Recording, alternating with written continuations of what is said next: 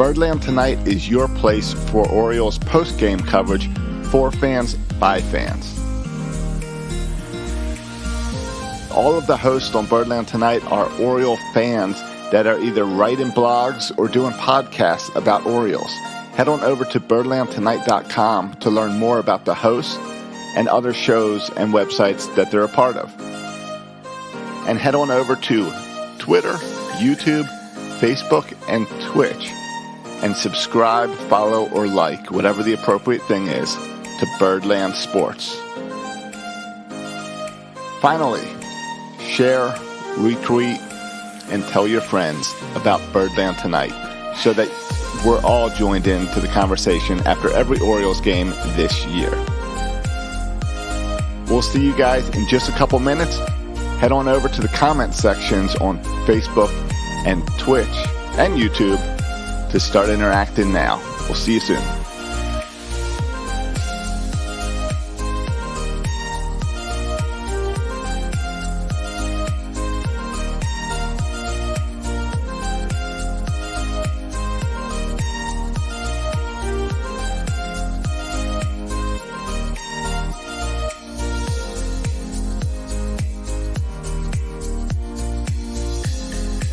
Did you know Birdland Tonight is also a podcast? Head on over to your favorite podcast app and subscribe to Birdland Tonight to get the audio of this show every morning ready for your commute.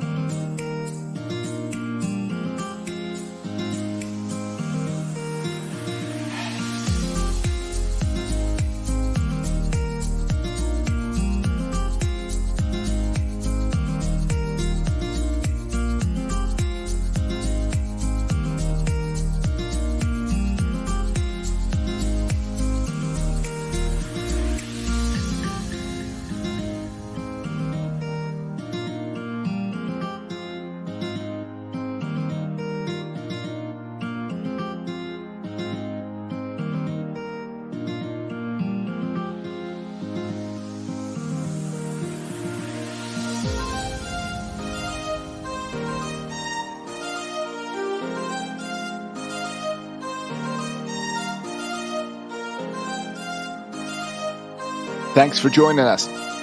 We will get started in just 1 minute. Make sure that you have subscribed to us on your favorite social media.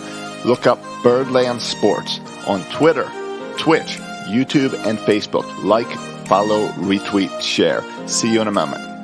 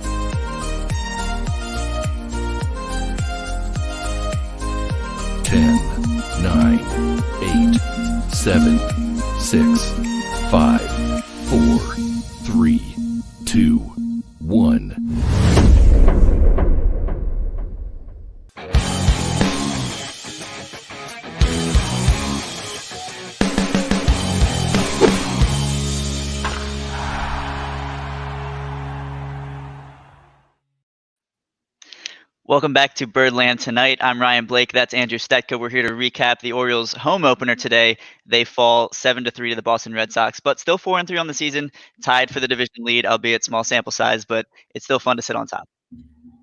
Yeah, no question, Ryan. It's it's a tough one to take today. The bats kind of seemed to go quiet after that first inning, and the defense letting Matt Harvey down a little bit too. So a tough result for the home fans. First time the fans were back in the ballpark since 2019, but the Orioles are, there's still some things to look at that are positive here, but obviously a tough one to take for the first one at home. Yeah, you mentioned fans in the ballpark. First time in quite a while over at Camden Yards. 10,150 fans in announced attendance. Most notably so, Mr. Cal Ripken Jr. sitting behind the plate, but not in attendance, and we're still trying to figure out why. PA announcer Ryan Wagner. I guess something must have happened because it was Adrian Robertson, who I've heard many a time at Bowie Bay Sox Stadium down in Prince George's County. It was her on the PA, so we're still trying to find out what's going on with that. Yeah, some word of something happened with Brian. So I'm not sure all the details, but I'm sure they will come out in the coming days. I'm sure they will. 4-3 now, and I've been now on the post game show twice. I've been in attendance once, and the Orioles are 0-3 in those games, so I might have to stay away a little bit. It's good news for Saturday, but it does not bode well for Sunday. That will be my first game at Camden Yards. I'm very excited for that, but I might have to shy away if the Orioles keep losing when I'm involved. Yeah, man, this is my first loss of the season. So I've been on 2 of these so far. They were both victories last week against the Red Sox, but this is my first L. So it seems like my negative energy is more powerful than your positive energy. It must unfortunately. Now, another notable story for the Orioles today: Brandon Hyde ejected in the 4th inning, arguing a strike call on a Rio Ruiz hit by pitch. Andrew, I think Rio went around on that one. Yeah, I think he did. I can understand why Brandon Hyde would be upset at a call like that not going the Orioles' way, but Ruiz certainly went around, and the fans in the ballpark, certainly didn't think he did either. But I don't think they had as good of a look at it as those of us watching on television did. He certainly did go around, but we've seen a number of missed calls even throughout the game today that have changed the course of games. If anybody saw what happened up in New York with the Mets Marlins game, I mean, things are going awry in Major League Baseball with umpiring so far. We saw Angel Hernandez the other day have a whale of a game, so I can understand why not only fans but the manager may think that something has gone awry with some of the umpiring lately. But that seemed like the right call to me. Unfortunately, Brandon, I'm sure when Brandon Hyde got back into the clubhouse and saw it on replay and calmed down a little bit, he probably realized maybe Blue got that one right.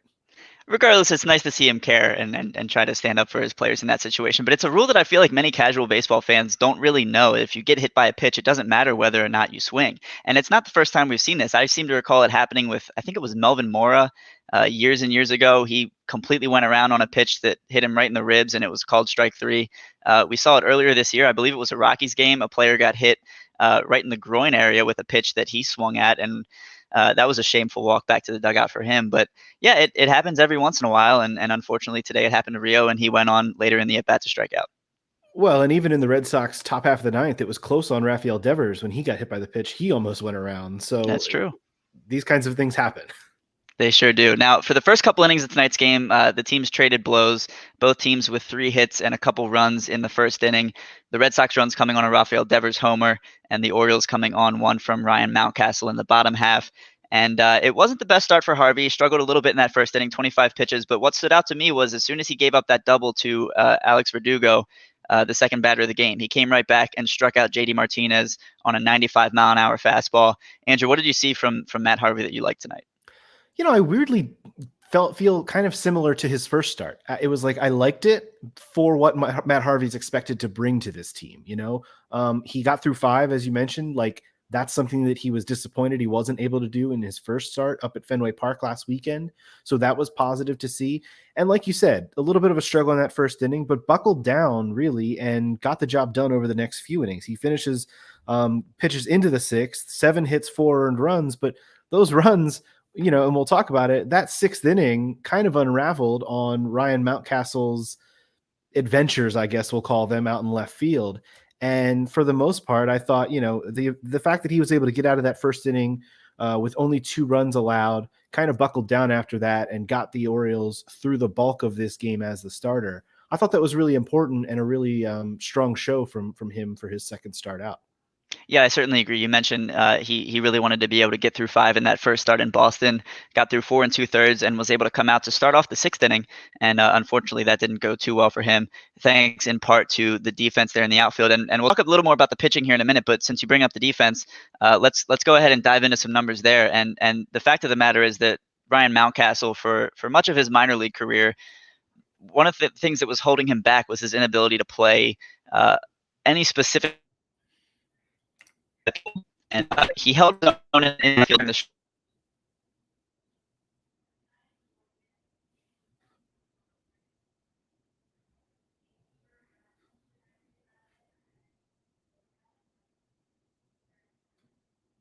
Oop, did I lose Ryan? I think we've lost Ryan for the moment. You back with me, Ryan? Are we back? There he is. I'm having some connectivity issues today. I didn't experience that the other night, so I'll have to figure out what's going on. But no worries, man. You were making a point about Ryan Mountcastle. Yeah. So there were a couple plays that Mountcastle was unable to make today. One of them being a single from Christian Vasquez, a fly ball that Mountcastle was not able to get to. Had an expected batting average of 30, not 300, but 30. And for the fan that doesn't know what expected batting average means, essentially a ball hit with that exit velocity at that launch angle or trajectory is a base hit 3% of the time. That's what that number means. And Mountcastle is in that 3%, I guess, or at least was tonight. On the flip side, Cedric Mullins was fantastic. He ran down a ball in front of the Orioles bullpen, and he also made a great diving catch on a ball that looked like he started over in the ground screw cage out in right field. He was shaded over toward the out of town scoreboard over there, and he was able to get to a ball that under normal circumstances would probably belong to Mountcastle. But oddly enough, that ball also had an expected batting average of 30, and Mullins was able to get to that one. Yeah, and obviously the injury to Austin Hayes is kind of what we're seeing a trickle down effect from here. We're having to see Ryan Mountcastle play a little bit of left field, and he's struggling. There's no way around it. We're not going to try and sugarcoat it. At least I'm not. We know that Ryan Mountcastle has not really had a set position coming all throughout the minors. He's played shortstop, first base. I think he even played a little third base at some point. Now he's in left field, and he's really more of a first baseman designated hitter type, which obviously we know the Orioles have an abundance of. So they've tried to stick him out there in left, and it has not gone well throughout the first week of the season or so. So this is something that I think the Orioles long term, they don't really need to figure it out, because obviously everybody knows what the Orioles are doing this season. I think they can let him have some growing pains, but those growing pains are going to include what we saw in the 6th inning today. And it kind of, you mentioned the expected batting average on some of those balls that Mountcastle was not able to get through. He also missed a cutoff man that was charged with an error later in the game, allowed a runner to move a base. So we're seeing, those growing pains are really evident here in the early going with Ryan Mountcastle playing the field. And obviously the reason that you go through those growing pains and you don't just bench him, the guy hit a home run in the 1st inning. The guy has the bat to play at this level. We know that. So hopefully the bat overshadows what he's doing defensively. And you just kind of have to take the good with the bad at this point with Ryan Mountcastle. Yeah, and Brandon Hyde will certainly settle for maybe a little bit more subpar defense in the outfield if it means Mountcastle's bat is in the lineup and contributing the way many of us expect it to.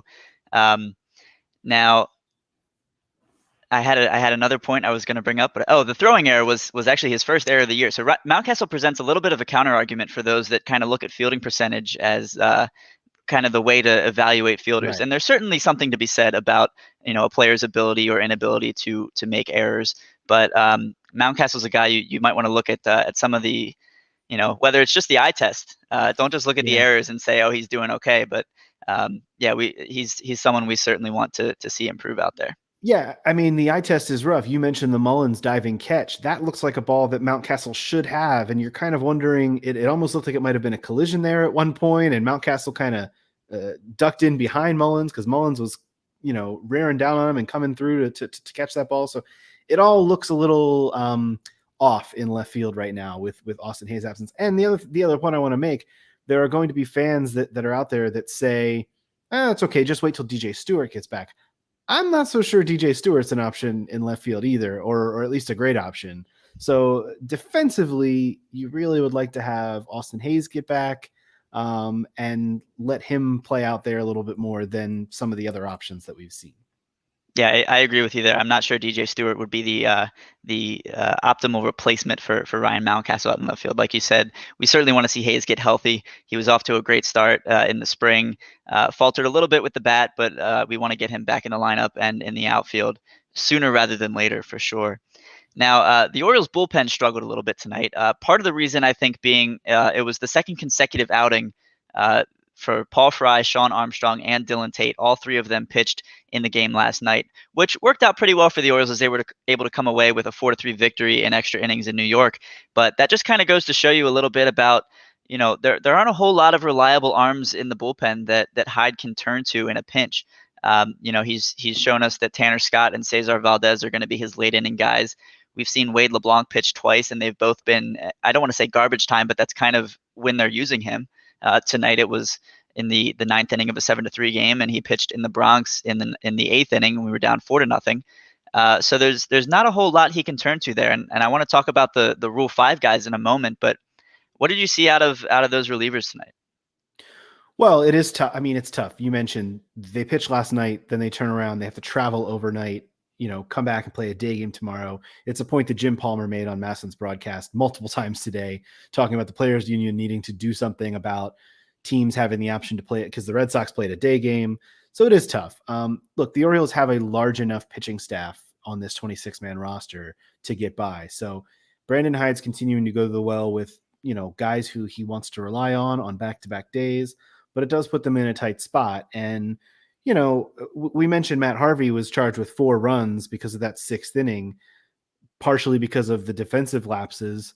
The bullpen is kind of, relying on the defense as well. So if that defense is not up to standard, I mean, I'm not saying that all the bullpen guys can blame everything on the defense, but that's certainly something to point to as well. I didn't think anyone pitched particularly well except for Tyler Wells, who you mentioned you wanted to talk about those Rule 5 guys, but I thought Wells looked pretty good overall. He gave up the 1 home run to Kike Hernandez in the 8th inning, but otherwise recorded 3 strikeouts out of his inning and a third of work. So I thought Wells overall was, from anybody in the bullpen, Wells was the one that stood out to me because of that. I don't know if you've heard me at all. I cut out again somehow, but I think you were talking about Tyler Wells. I don't know if you could see me even on the screen because it went black for me. But yeah, Wells was looked great tonight until he hung that breaking ball to Kike Hernandez. Yeah. Came in a jam and was able to get out of it, much like we saw Max Stroller do in New York. So the Rule 5 guys so far have been on the impressive side, I would argue. Yeah, and like you mentioned, 1 hung breaking ball to Kike Hernandez, but otherwise, I thought he looked pretty good. The bullpen today gives up 3 runs in 4 innings on top of Harvey. The other part of the problem is you look at the combination of how this game played out. You mentioned earlier the first handful of innings were almost blow for blow even for both teams. I mean, both teams had a rough first inning. Both teams had a quick 1-2-3 second inning. And the starting pitchers, that is, seem to kind of get back on track quickly. And for the Orioles, however, they got 3 of their 5 total hits in that first inning and 2 of their 3 runs. The final 8 innings, they had 2 hits and 1 run scored. So you need to not only score more runs, but you need to do it other than in the first inning. You need to be able to spread that out throughout the game a little better too. Yeah, hitting is contagious, and we've certainly seen with these Orioles teams in recent years that when one bat goes cold, a lot of the others seem to follow suit, and that's not exactly a recipe for success. But one bright spot from today, Pedro Severino was the other Orioles homer. We've already talked about Ryan Mountcastle plenty. Severino quietly hitting .318 to start the year. He got off to a hot start last year with the bat, really struggled near the end. Do you think he can keep up his positive trend? I hope so. The more frustrating thing for me with Pedro Severino continues to be his work behind the plate. We see pitches that are considered wild pitches, but I would consider them pass balls. They're balls that should be blocked. We see that often. And also we see constantly, and part of this is on umpires, but the pitch framing can be better. He catches many pitches that are strikes that just don't look like strikes to the umpire because of the way that they are being framed. So those are things that with time, we will see improvement in, because we know that there's a catcher on the horizon for the Orioles who is very, very good at those things. But for now, if Pedro Severino is going to offer something positive to this club, it will be with the bat. And I also like the way that he controls the pitching staff. I like the way that he's able to kind of run things. He's not a captain, but he may as well be on this with this version of the Orioles right now. He's doing a good job of being a leader for pitchers and kind of being a captain without the armband, if you will, on the field. Yeah, there's certainly something to be said about that. And you mentioned his inability behind the plate to, help keep those strikes in the zone for the umpires. But on the flip side, he also doesn't seem to help out his pitchers in terms of getting those strike calls. One specific example that stood out to me today was the 4-pitch walk from Matt Harvey to Marwin Gonzalez in the first inning. 3 of those pitches were very, very borderline, and Severino didn't help him out very much. And then later in the inning, I don't recall the batter, but it was a 2-2 pitch. There was a runner stealing. And I'll give Severino a little credit. It's kind of hard to frame a pitch when there's a runner going, but it was very clearly should have been strike 3, and was called a ball because Severino was moving a little bit behind the plate. So yeah, I actually had to go look at the pitch illustration on that because I wasn't sure why it was called a ball. It was not even a borderline pitch. It was just clearly a strike, and somehow got called a ball. And you're right. It was the runners were running wild. Nobody seemed to be paying attention to much of anything in that first inning either. Yeah, and it's unfortunate that that's the way it went down. But like you said, we have a catcher waiting in the wings who hopefully, we may see at some point this year. Might not be till next year. But I mentioned this on the postgame show the other night, and he kind of shut me up with an RBI single last night. But Chance Sisco is also playing like he is ready for Adley to come up and take his place. Yeah, that's certainly true. And like I said, with a catcher right now, if you're a catcher right now with the Orioles, because what's behind you, you just want to be able to contribute either with the bat or defensively. You don't need to do both. You don't need to go out and wow, but you need to be able to earn your place somewhat in this lineup. And like you said, at least Severino is doing that right now with the bat. Yeah, that's very important, especially with the number of young arms the Orioles have on the staff. I believe they have 4 rookie pitchers currently on the staff, and I'm sure we'll see some more as the season progresses. Keegan Aiken, I think we kind of expect to be up at some point when the Orioles need another starter and might have a string of games in a row. But off day tomorrow, and hopefully they'll get some rest and regroup a little bit and bounce back against the Sox this weekend. Well, and you mentioned, we talked about Severino a little bit. Even he was not immune to the strikeout today. He struck out in his final 2 at-bats, including in that 9th inning where the Orioles went down with 3 straight strikeouts to end the game against Matt Barnes. The Orioles struck out 14 times in this game today. And this is something that we talked about on this very post-game show last weekend in Boston. We said, okay, things are going pretty well here. The Orioles are winning games to start the year, but they are striking out a lot. Well, it just so happens they set a major league record today. It was their 5th straight game with at least 13 strikeouts. No team in baseball has ever done that before. So I know that strikeouts are a big part of the game these days. It's, the old 3 true outcomes: strikeout, walk, a home run. But the Orioles are certainly leading the charge in terms of whiffing at the plate. And we saw that more evidence of that today. Even with the guys that are getting the job done somewhat at the plate, they are still striking out at an alarmingly high rate, even for today's standard in baseball. Yeah, and in fact, Pat Valaika, the only Orioles starter today to not strike out. And yeah, you mentioned the 3 true outcomes. The Orioles are striking out a ton. They are not walking. It's aside from the offensive barrage on Sunday in Boston, when they walked 8 times, they have not walked more than twice in a game. I believe it was 1 today, and again, that was in the 8th or 9th inning, or the 8th inning, I guess. Yeah, Valaika in the 8th. He's the only guy. He got up to the plate 3 times and had 1 walk and 2 putouts. So, he was the one guy that was able to draw a walk in this game. You're right.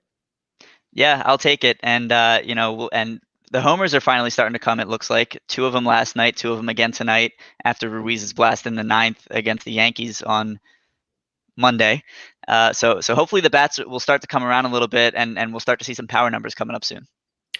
Yeah, no question. But before we get out of here, did you have anything to say about just I mean, look, this was a loss and it was a tough one to take, but just the joy of seeing fans back at Oriole Park at Camden Yards, because that for me was, I mean, that was the whole reason I really wanted to tune in and do this post game show with you today, just because that's really cool to see. And we know a bunch of people who were there, you and I, and got to see our buddy Paul Valley and his fiance Laura put up on the Masson the Masson broadcast as well. So they were at the game, and a lot of people we know get to experience a baseball game in person. I know my dad was there with a friend and was texting with him a little bit back and forth. So just kind of cool that people are being able to go back to see this team in person again at the best ballpark in the game, in my opinion.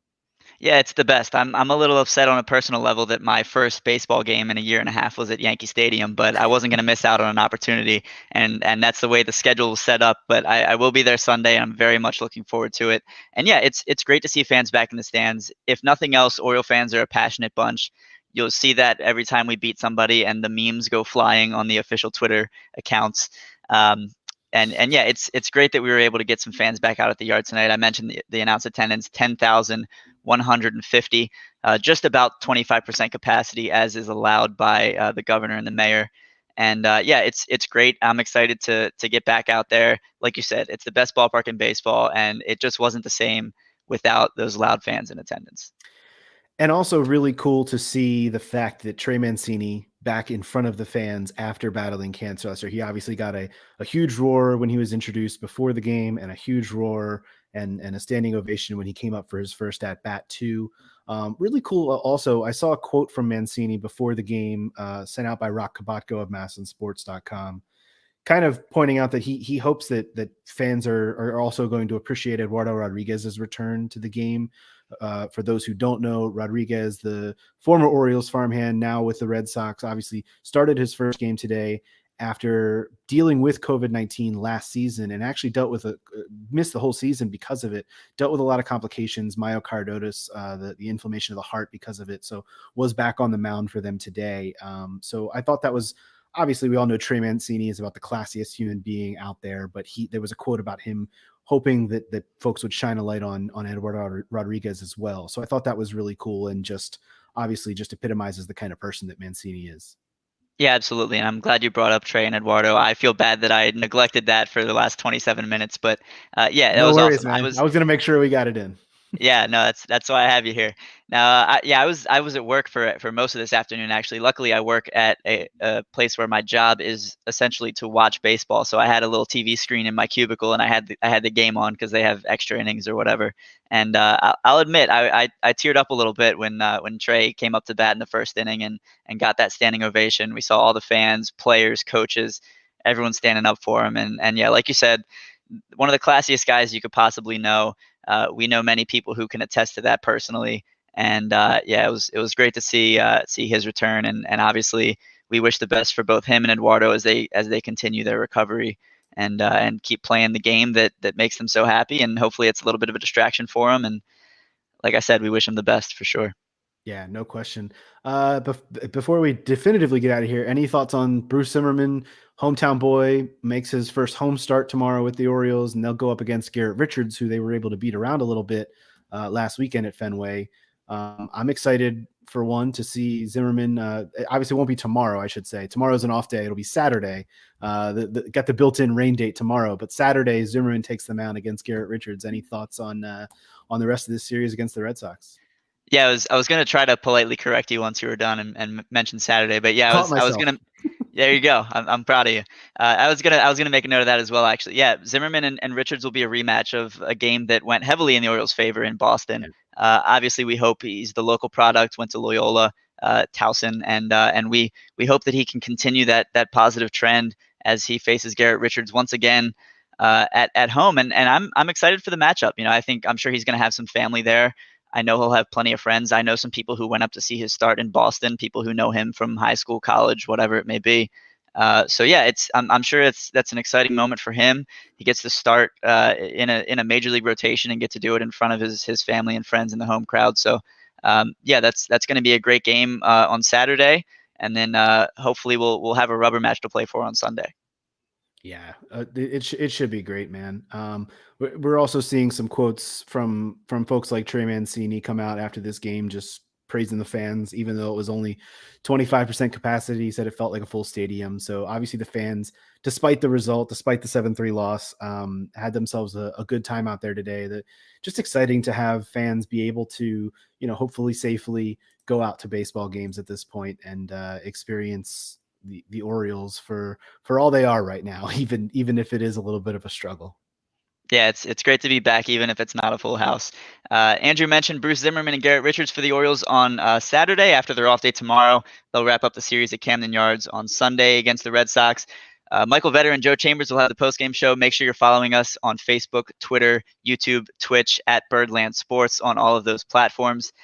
That's been Andrew Stecca. I'm Ryan Blake. Thank you all for tuning in to Birdland Tonight. We'll see you next time.